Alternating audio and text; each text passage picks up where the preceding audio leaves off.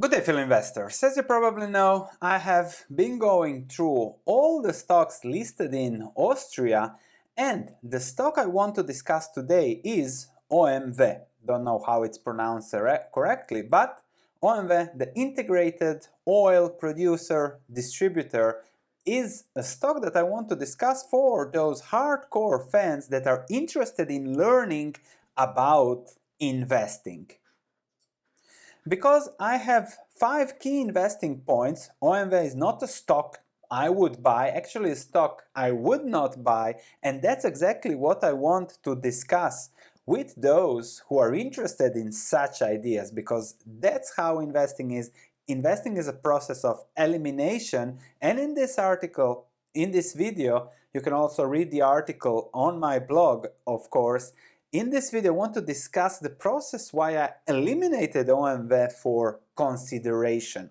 We're going to discuss high competition, small shareholder reward in total, government owned, so there are other priorities, internal transactions inside related parties transactions. So better to leave such stocks to pension funds. Let's start with the analysis, the stock price, stock overview, fundamentals, likely dividend, and then you'll see, okay, some stocks, especially we as retail investors, we can find better than what is one of the most traded stocks in Europe, most looked for, especially in Austria, even by retail investors. So that's also a reason why I wanted to really do this video, to warn and to, I hope, teach something.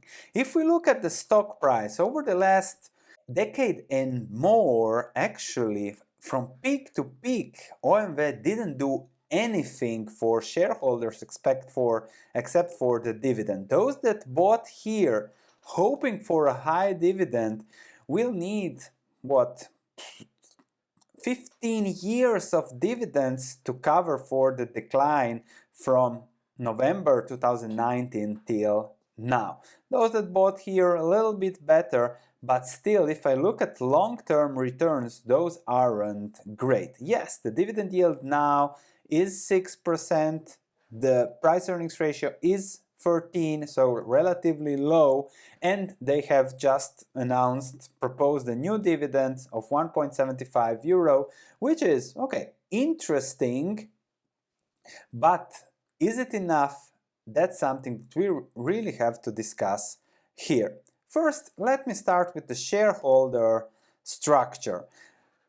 Österreichische Beteiligungs, Austrian state holding company that's there to promote investments, the economy, etc. in Austria, probably also employment.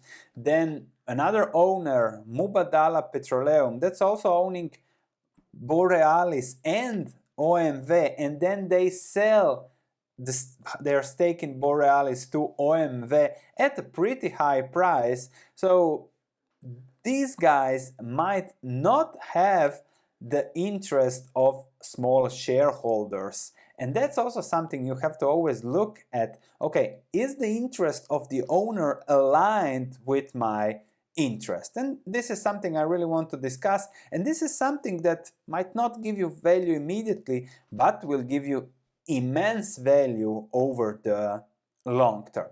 Let's start with the business overview. It's an integrated company, so from production, refining, and then of course you can buy OMV at the gas station. If you're from Central Europe, you probably did it, like I did it many times. But there is no real competitive advantage when it comes to OMV.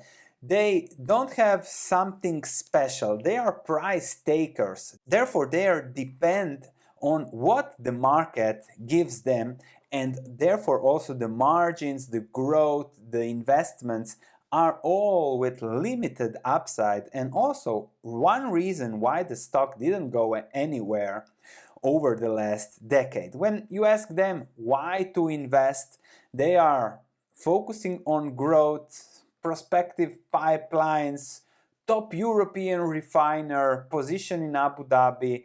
It's not a great position to have everybody has a great position there with oil and natural gases. So nothing special. Okay, they are doing okay. They are cash flow profitable. They are now balancing their situation with COVID, but their target is high and likely never to be reached because every company has a return on average capital employed target of above 12%. But if everybody has that target, it's unlikely that they will reach it because of too much competition. So I don't think they'll reach it. If we look at their long-term return on capital employed, yes, it has been 10-15%, but then it crashes in a bad year, and bad years is what you don't want to see as a dividend investor, as an investor, is such, let's say, difficult,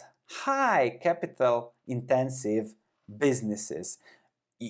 The time to buy is here when everything looks like it's going to end, never going to see that company. Then it's the best time to buy, as it was the case in 2016. But as soon as the company reaches its potential, especially in a cycle, you have to sell it. Perhaps it's going to jump again over the next years if the situation in oil improves, but then you have to sell it. If the situation doesn't improve, this trend can continue for a while. So that's the risk and reward of investing. Plus, they go and do acquisitions. They just acquired their second stake in Borealis, and they did that as the prices of polyethylene and polypropylene, or whatever Borealis is doing, have significantly crashed.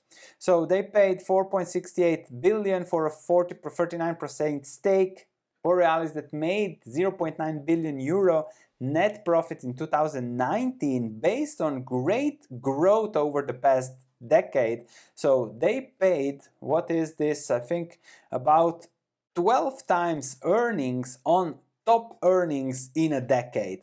That, if prices remain subdued, will be another okay investment, but one with low return on capital. Because yes, this is just Europe. There is another chart globally, and look at the competition. Everybody has money here. Everybody can borrow at very low interest rates, invest in new production. So it is a forever competition.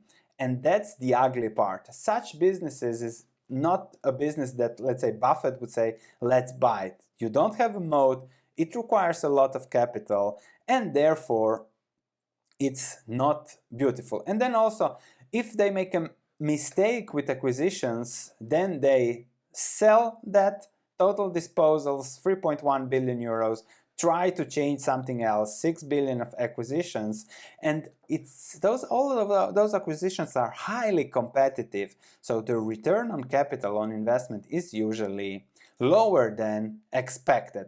They did some good things. Okay, they have increased production, they have lowered the cost of production, they have another 7 years of reserves to produce, so okay, stable. 7 years is also something like Shell has, nothing special, not 50 years like other companies have like Gazprom, but let's say it's again an average from a reserve perspective, from a business perspective. If we look at the fundamentals, you would say, okay, operating cash flows 5.4 billion 2019 compared to the market capitalization of 8 billion, it's crazy. That's what, 1 point something price to operating cash flow ratio. But when I look at what they do with the cash flow, so we have cash flow from operations, and then we have the net investments. How much have they spent for investments over the last 15 years? And you can see that the free cash flows above zero are only there in really, really good times. So it is a business that requires a lot of investments just to keep up, and therefore there is not much for the shareholders, and therefore also the 5 billion they say in operating cash flows do not trickle down to shareholders, which explains the business and how things work. If I look at owners' earnings from OMV, cumulative over time, those have started to pile up over the last decades, but it's still an average of 2.5 euro, which is close to what the dividend is. If you add taxes on that, I would say that you can't expect more than the dividend from OMV. And here is the proposal for now again 1.75 euros, but this will hopefully continue for the next 5-10 years. But at some point, the story with OMV will be an uglier one because of the negative winds in the oil sector. And I would say if I invest in something like this, and I hope I'll get the dividend, but then the stock in 2027 crashes another 50%, then 5 dividends are needed, 7 dividends to just cover for the drop of 50%, which is possible with such companies because it all depends on oil prices out there. And that's a high risk for a relatively small reward. There is not something out there that's not priced in that's positive. Everything is priced in here, and therefore I would say leave this stock to pension funds. I'm sure we can find better. So you can read more into my article. If you enjoyed this analysis, please subscribe to the channel. As always, check more articles on my website for Austria. This is a good business. So for example, if I compare this with OMV, it's a better business, better long-term outlook, better management, more focus to shareholders, safe business, probably a little bit more expensive, but the question is, do you want to have ugly in your portfolio or do you want to have good in your portfolio? Linz Textile with the hotel, also very interesting. This is a little bit more risky, and I'm looking at these companies. I still have a few of them to go, but I'm sure that I'll find 3-4 of them that I'll follow on my stock market research platform, and perhaps over the next 5-10 years find 1 or 2 great investment opportunities. This is what I do. You can check more on my blog, you have my research platform, my book, so feel free to look around. Thank you for watching, and I'll see you tomorrow in the news video about the economy. We'll discuss what the Fed is doing and saying.